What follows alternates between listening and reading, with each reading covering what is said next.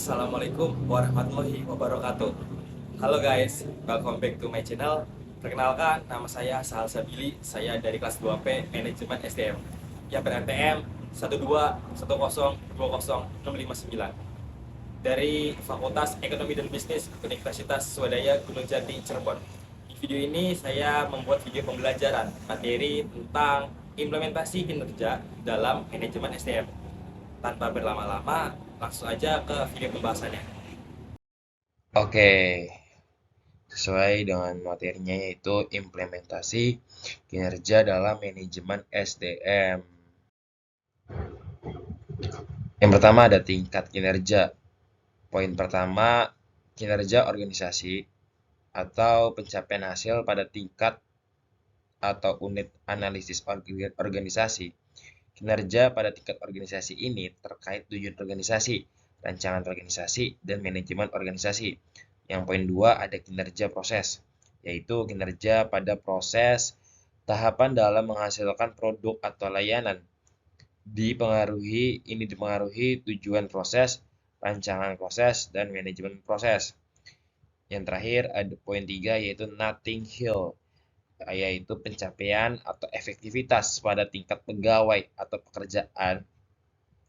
Ini dipengaruhi tujuan pekerjaan, rancangan pekerjaan, dan manajemen pekerjaan, serta karakteristik individu atau Ramler dan Bridge atau dalam Ramrel dan Bridge tahun 1995.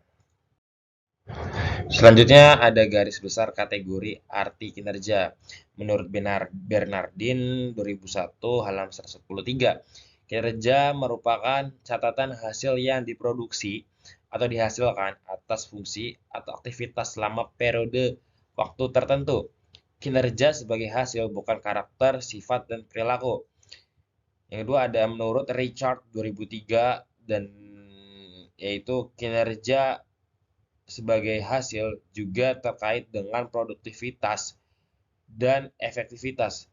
Produktivitas merupakan hubungan antara jumlah barang dan jasa yang dihasilkan dengan jumlah tenaga kerja, modal, dan sumber daya yang digunakan dalam produksi itu.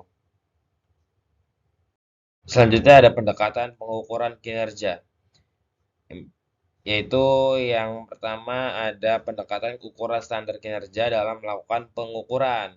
Yang poin pertama, pendekatan personality traits mengukur, yaitu kepemimpinan, inisiatif, dan sikap. Poin 2, pendekatan perilaku mengukur, yaitu umpan balik, kemampuan presentasi, respon terhadap komplain pelanggan.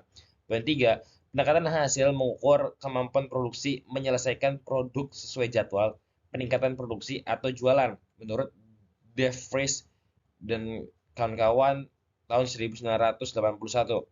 Selanjutnya ada aspek pengukuran kinerja. Yang pertama ada produktivitas, yang kedua ada kualitas, yang ketiga ada ketetapan waktu, yang keempat ada putaran waktu, yang kelima ada penggunaan sumber daya, dan yang terakhir ada biaya. Selanjutnya ada jenis ukuran kinerja. Yang pertama ada ukuran uang, yaitu pendapatan, pengeluaran, dan pengembalian.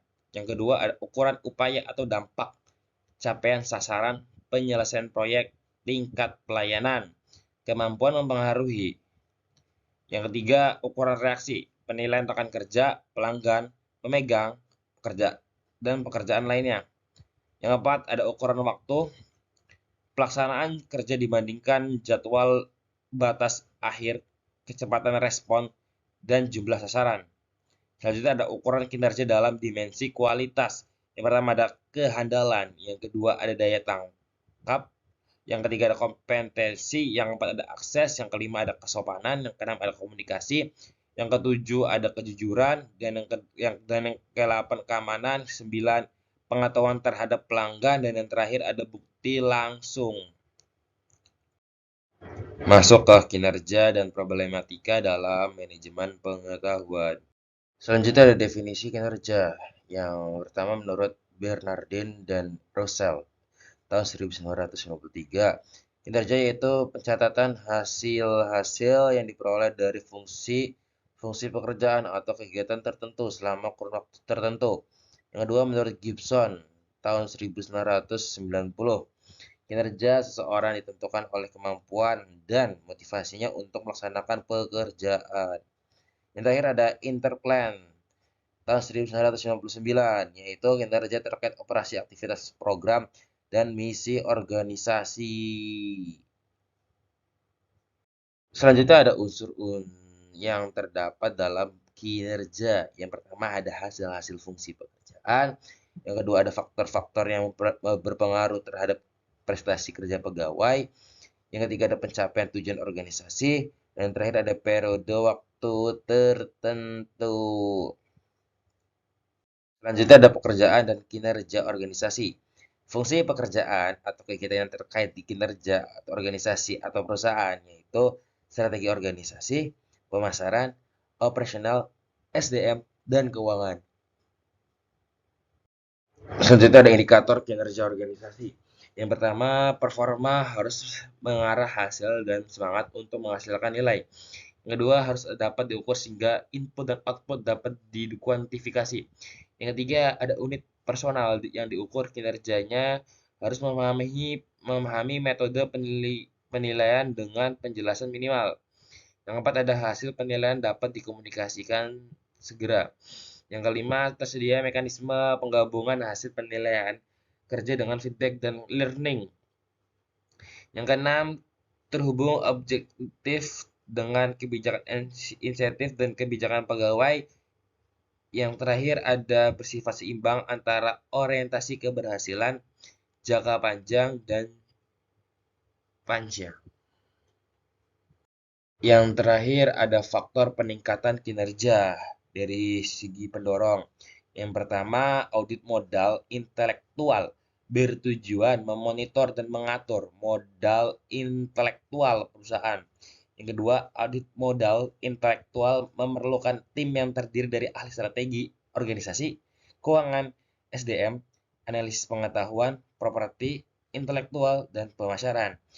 Dan yang poin selanjutnya ada penghambat, yaitu masalah yang LCAT dalam sistem pengukuran manajemen pengetahuan itu sendiri.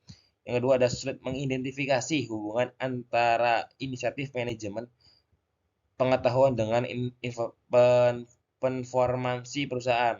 Yang ketiga, manajemen biasanya meminta indikator kasat mata seperti dampak terhadap performansi keuangan dan operasional lainnya. Dan terakhir, ada semakin beragam dan kompleksnya stakeholder atau pihak berkepentingan terhadap eksistensi perusahaan. Sekian, kurangnya mohon maaf. Wabillahi taufiq wal hidayah. Wassalamualaikum warahmatullahi wabarakatuh.